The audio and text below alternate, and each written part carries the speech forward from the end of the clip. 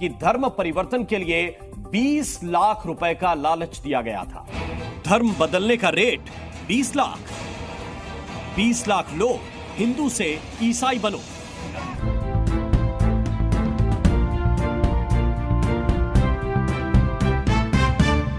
फिन ख्रिस्टियानफोरनि सायाव नंखाय दाय फोनांलायबाय कि धर्म परिवर्तन के लिए 20 लाख रुपए का लालच दिया गया था। मीडियानि सुबुंफोरा नंखाय बाथ्राखौ गोबांनिख्रुइ गोबां बुंदों। ख्रिस्टियानफोरा हिन्दु सुबुंनो 20 लाख फैसा होनानै ख्रिस्टियान खालामदों हिन्दुफोरखौ होननानै दाय फोनांदों, बदनाम होदों। धर्म बदलने का रेट 20 लाख। नंगौ अनजाग्रा आंगो नायगिरि नोंथांमोननो दिनै बेबायदि रादाब लानानै फैदों जेराव जि निउसनि रादाब फरायगिरि रादाब बुंगिरि एंकरा बे बाथ्राखौ बुंदों जे ख्रिस्टियानफोरा 20 लाख रां होनानै हिन्दु सुबुंफोरखौ ख्रिस्टियान खालामगासिनो दङ होननानै बेबायदि मोनसे रादाब लानानै फैदों। दा बे रादाब क्लिपखौ नोंथांमोना दिन्थिग्रोनो नागिरदों। नोंथांमोना बे रादाबखौ नायग्रोदो, बिनि उनाव आङो उननि फारसे माखासे बाथ्राफोरखौ बुंहैगोन जे बिथांमोना माबायदि नंखाय बाथ्राफोरखौ बानायनानै बुङो, माबायदि नंखाय बाथ्राफोरखौनो नंगौ बायदि मानसिफोरनो दिन्थियो, मानसिफोरनो बुंनानै होयो, नाथाय फोरमान गैया। बिथांमोननि बुंनायनि जिथु बाथ्रा, बे बाथ्रानि फोरमान गैया। फोरमानखौ मोनब्ला हले बेसे मा खालामगोन, बेसे माबायदि बुंगोन बिथांमोनासो मोनथिसिगौ। जेरावहाय जेबो फोरमानानो गैया, फोरमान गैयैखौनो फोरमान दङफोर बायदि 20 लाख रां होनानै धोरोम सोलायहोदों होननानै बखिबाय थादों। दा बेखौ नोंथांमोना नायग्रोदो। दे अब्ला प्रियफोर नोंथांमोननो दिन्थिग्रोनोसै, नोंथांमोना नायग्रोदो। देश का संविधान सबको अपना धर्म चुनने और धर्म के प्रचार प्रसार की आजादी देता है, लेकिन अगर किसी ने जबरदस्ती या बरगलाकर धर्म बदलवाने की कोशिश की तो कानून में उसके लिए सजा का प्रावधान भी है।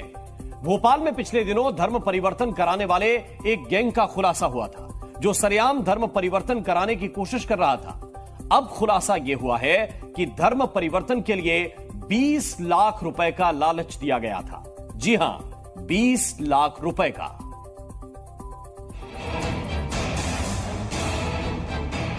धर्म बदलने का रेट 20 लाख। 20 लाख लो, हिंदू से ईसाई बनो। क्या भोपाल में धर्मांतरण का बहुत बड़ा रैकेट चल रहा है? ये सवाल इसलिए क्योंकि भोपाल पुलिस के हाथ लगे 5 आरोपियों ने पूछताछ में चौंकाने वाला खुलासा किया है। कुछ दिन पहले भोपाल की सड़कों पर 3 महिलाएं और 3 पुरुष सरेआम धर्मांतरण की कोशिश करते हुए पकड़े गए थे। आरोपी हिंदू बस्तियों में घूमकर लोगों को ईसाई धर्म अपनाने के लिए बरगला रहे थे। एक शख्स ने धर्मांतरण गैंग के आरोपियों को रंगे हाथ पकड़ा था तो उसे भी धर्म बदलने के लिए समझाने लगे थे। भोपाल में धर्म परिवर्तन के आरोप में पुलिस ने 3 महिलाओं को तुरंत पकड़ लिया था और 2 पुरुष बाद में दबोचे गए।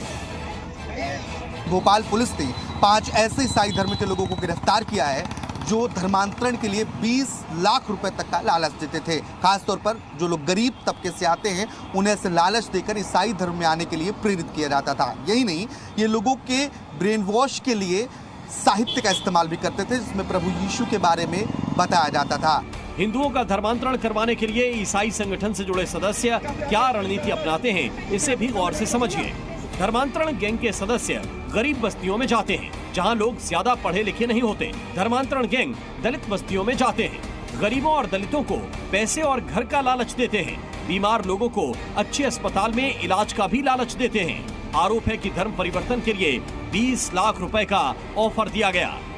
एक चर्च है जहाँ पर कि ये सारे लोग उसी चर्च से जुड़े हुए थे, तो वहाँ से अब ये उनका एलिगेशन था। हालांकि उनके पास में ऐसे कुछ पैसे तो हमको नहीं बरामद हुए थे ना, इसके पैसे उनके पास से प्रचार के समय मिले थे, सिर्फ दस्तावेज मिले थे और वहाँ से संस्था से ये सभी जुड़े हुए हैं, तो संस्था के विषय में भी जानकारी हम प्राप्त कर रहे हैं। सवाल ये भी उठता है कि आखिर चर्च से जुड़े धर्मांतरण के आरोपी 20 लाख रुपए की भारी भरकम रकम का लालच किस आधार पर दे रहे थे?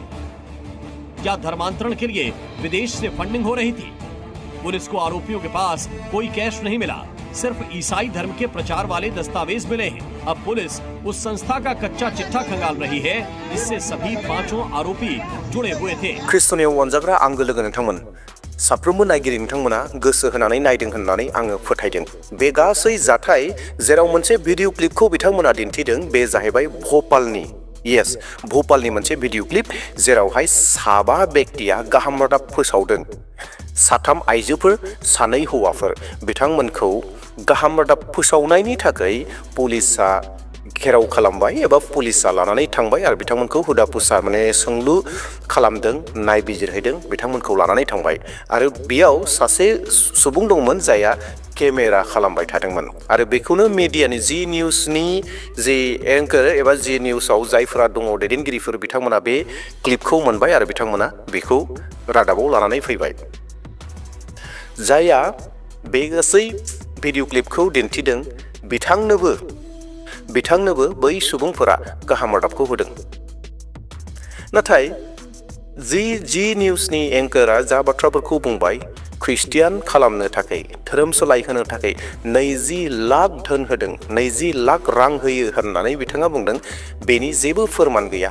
पुलिसफोराबो बेनि सायाव जेबो फोरमान मोनाखै जे बिथांमोना जे बेबायदि धोन दौलत होयो थाखा फैसा होयो बिसिनि आखायाव फैसा मोनदों माबा मोनसे मोनदों बे बाथ्राखौ पुलिसाबो बुंनो हाया आरो बिथांमोनाबो रादाबाव बेबायदि लाबोनानै होनो हायाखै जेराव सासेसो सुबुंफोरा बुंदों येस आंनो जासिनायमोन होननानै आंनो बेसांखिनि धोन दौलत बेसांखिनि थाखाखौ जासिदों होननानै बिथांमोना रावखौबो केमेरायाव लानानै फैनो हायाखै। देट मिन्स बे बाथ्राया नंखाय।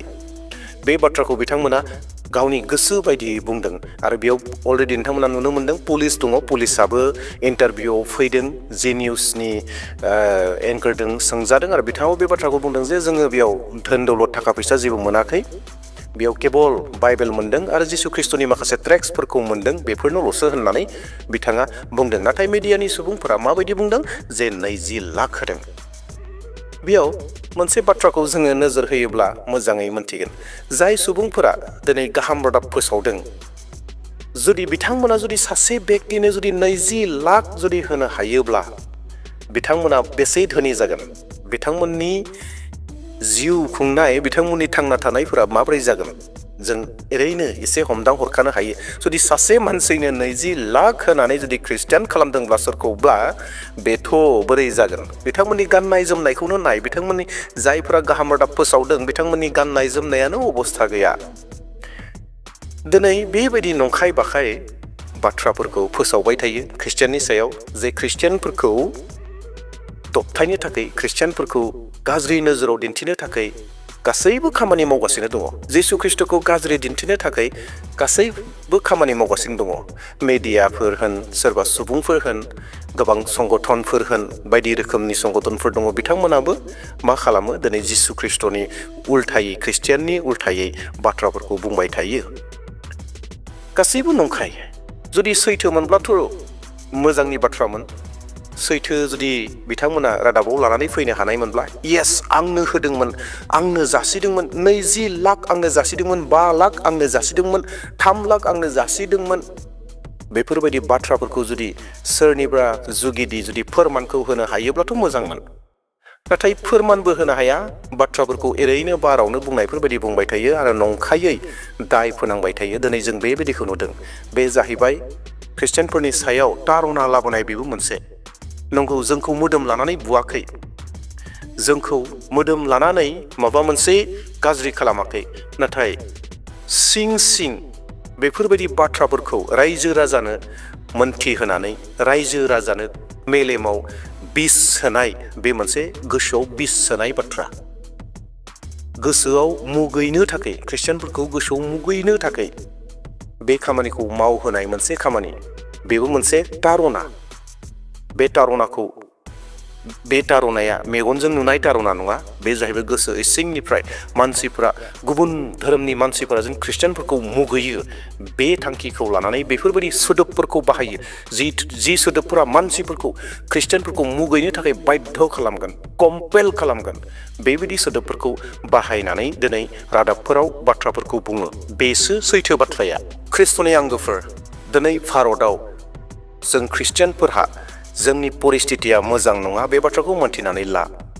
दिनै जोंनि सायाव तारनाखौ गोबांनिख्रुइ गोबां रोखोमनि गोबां राहा लामाजों लानानै फैदों। गोबां रोखोमनि मोदोम लानानैबो मोदोमावबो तारना होनो धोन दौलताव तारना होनो आरो मेलेम फारसेबो तारना होनो थाखाय आरो मानसिफोरखौ जोंनि बिसय बिस सोनानैबो तारना होनो थाखाय बेफोरबायदि गोबां रोखोमनि राहा लामा लानानै खामानिखौ मावगासिनो दङ। देवब्ला अनजाग्रा ख्रिस्ट'नि आंगोफोर भिडिअखौ फोजोबनो नागिरदों, नाथाय फोजोबनायनि सिगाङावनो आरोबाव मोनसे गुसुं भिडिअ क्लिप दिन्थिग्रोनो हास्थायदों। नोंथांमोना अंकुर नारुलाखौ मोनथिगौ। अंकुर नारुला जि पास्टर दङ बिथाङाबो बे बिसयाव माखासे बाथ्राफोरखौ बुंदों जायफोरा बेबायदि नंखाय बाखाय दायनिगिरि फोनांबाय थायो, नंखाय बाखाय बाथ्राफोर बुंबाय थायो। बिथांमोननि उल्थायै बिथांमोननो फिननाय होनो थाखाय बिथाङाबो माखासे बुंदों। बेखौ नोंथांमोना नायदो, नाथाय नायनायनि सिगाङावनो एबा नोंथांमोननो दिन्थिनायनि सिगाङावनो खावलायनो हास्थायदों भिडिअखौ नायनानै मोजां मोनदोंब्ला मोनसे लाइक होनानै गालांगोन आरो भिडिअखौ शेयार खालामगोन आरो नोंथांमोना बे रादाबखौ मोननानै गोसोआव मा सानखो नोंथांनि साननायखौ आंनो कमेन्टआव मोन्थिहोगोन आरो लोगोसे सोरबाफोर चेनेलाव गोदान फैदोंब्ला नोंथांमोना चेनेलखौ साबस्क्राइब खालामना लादो, जेन फैबाय थानाय समाव बेबायदिनो ख्रिस्टियानजों सोमोन्दो थानाय रादाबफोरखौ मोनबाय थानो हायो, बोसोनफोरखौ मोनबाय थानो हायो। देवब्ला अंकुर नारुलाया बे बिसयाव मा बाथ्राखौ बुंखो नोंथांमोननो बेखौ दिन्थिनोसै, बेनि उनावनो भिडिअआ जोबसिगोन। देवब्ला नायलांदो। ये वो टाइम है जब आपको सुसमाचार लेके जाना है। आमीन। आपको बात करनी है परमेश्वर की और बताना है कि यीशु मसीह धर्म बदलने नहीं, वो जीवन बदलने के लिए आए। लोग बोलते हैं कि लोग पैसा मिलता है, पैसा मिलता है। पता नहीं केड़ा एक बंदा फड़िया उत्तराखंड, तो पता नहीं केड़ा, कहते हैं पैसे देकर धर्म परिवर्तन। उसका अपना घर देखा, वो किराए पे रहता है, घर में टूटी चीजें हैं। अगर वो पैसा देके धर्म परिवर्तन कर रहा है तो खुद क्या उसका दिमाग खराब है कि टूटी चीजों पे रहेगा? पैसा देके मुझे चाहिए पैसा। है कोई क्रिश्चियन को देने वाला? मैं क्रिश्चियन बनने के लिए तैयार हूं, मुझे दे दो पैसा। मुझे तो आज तक नहीं मिला कोई। अभी तो लभते फिरते भाई, ले आओ चर्च से लाइए पैसे चाहिए। हालेलुया। यहाँ कोई फॉरेनर नहीं है जो 200 करोड़ 100 करोड़ भेज रहा है, 10 करोड़ भेज रहा है। हमारे अपने ही लोग हैं जो सपोर्ट कर रहे हैं। आप लोग बना रहे हैं, परमेश्वर बना रहा है। आमीन। मुझे तो मिला नहीं आज तक। मैं तो अभी तक ढूंढ रहा हूं कि कहां मिलते हैं पैसे। मैं बनने के लिए तैयार हूं, मुझे दो पैसे, पर है ही नहीं कोई। यूएफओ देखा कभी? यूएफओ जैसे वो है ना इंटरनेट पे, और असली कभी दिखा नहीं। ये भी कभी असली दिखे नहीं, ये भी यूएफओ ही है, ये भी अफवाह ही है बस।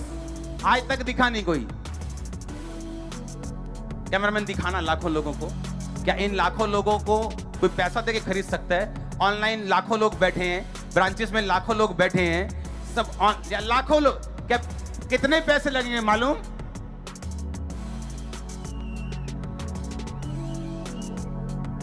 इतने लोगों को अगर एक लाख रुपए भी दो तो कितने हजार करोड़ लगेंगे। अगर इतने हजार करोड़ होता तो टेंट में होते हम। कहां गई बुद्धि तुम्हारी? कहां चरने गई है? बुला लो वापिस। कहां बुद्धि गई तुम्हारी? इतने हजार करोड़ अगर होता, 10,000 करोड़ अगर होता